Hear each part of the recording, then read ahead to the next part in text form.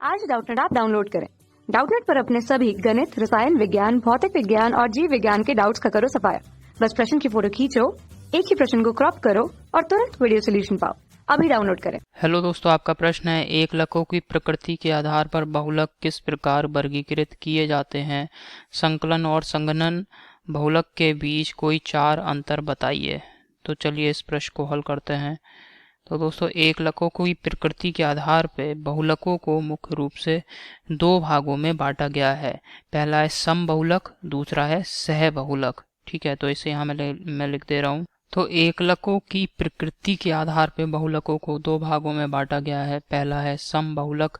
समबहुलक दोस्तों कौन से बहुलक होते हैं? इन बहुलकों में ऐसे बहुलक जिनमें पुनरावृत्त संरचनात्मक इकाई की उत्पत्ति केवल एक ही प्रकार के एकलक इकाइयों से होती है। मतलब इसमें ये जो समबहुलक हैं इनमें एक ही प्रकार की एकलक इकाइयां आपस में बहुलीकरण करके बहुलक को बनाएंगी। इस प्रकार के जो बहुलक हैं इन्हें समबहुलक कहते हैं। जबकि दूसरे प्रकार के बहुलक हैं सहबहुलक। इसमें क्या होता है, पुनरावृत्त संरचनात्मक इकाइयों की उत्पत्ति 2 या 2 से अधिक प्रकार की एकलक इकाइयों से होती है। इस प्रकार के बहुलक सहबहुलक कहलाते हैं। अब हमसे कह रहा है संकलन और संघनन बहुलक के बीच कोई 4 अंतर बताइए। तो यहाँ पे अंतर दोस्तों मैं लिख रहा हूँ। ठीक है, तो संकलन बहुलक और संघनन बहुलक इनमें अंतर क्या है दोस्तों?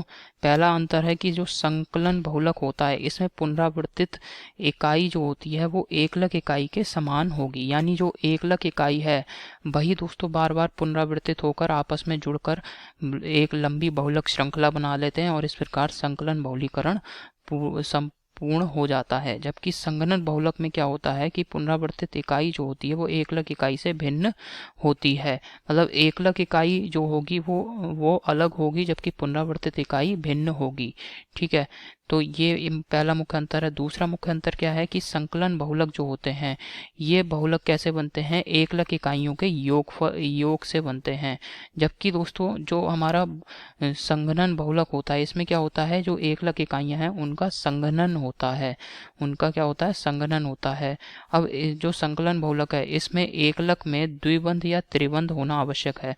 तो संकलन बहुलक का जो एकलक होगा उसमें द्विबंध या त्रिबंध यानी डबल बॉन्ड या ट्रिपल बॉन्ड होना आवश्यक है। जबकि दोस्तों जो हमारा संघनन बहुलक है उसमें क्या होना आवश्यक है कि 2 या 2 से अधिक क्रियात्मक समूह होना चाहिए एकलक के पास। ठीक है, 2 या 2 से अधिक क्रियात्मक समूह एकलक के पास होगा तभी दोस्तों वो आपस में बहुलीकरण करके संघनन बहुलक बना सकते हैं। अब दोस्तों जो संकलन बहुलीकरण होता है इसमें क्या होता है, कोई सह उत्पाद नहीं बनता। सह उत्पाद मतलब एक तो क्या होगा, जैसे कि हमारा अभिक्रिया यहाँ पे मैंने लिख दी A+B। अब इससे क्या हो रहा है, ये दोनों आपस में जुड़ के एक बहुलक बना लिया इन्होंने AB इस प्रकार से।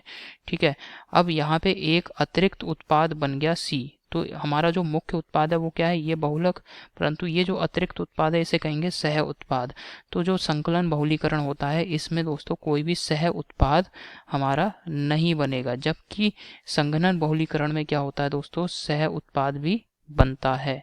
ये मुख्य अंतर है संकलन बहुलीकरण, संकलन बहुलक और संघनन बहुलक में। तो आशा करता हूँ आपको ये समझ में आया होगा। धन्यवाद। कक्षा 6 से 12वीं से लेकर नीट, IIT, JEE वो एडवांस के लेवल तक 1 करोड़ से ज्यादा छात्रों का भरोसा।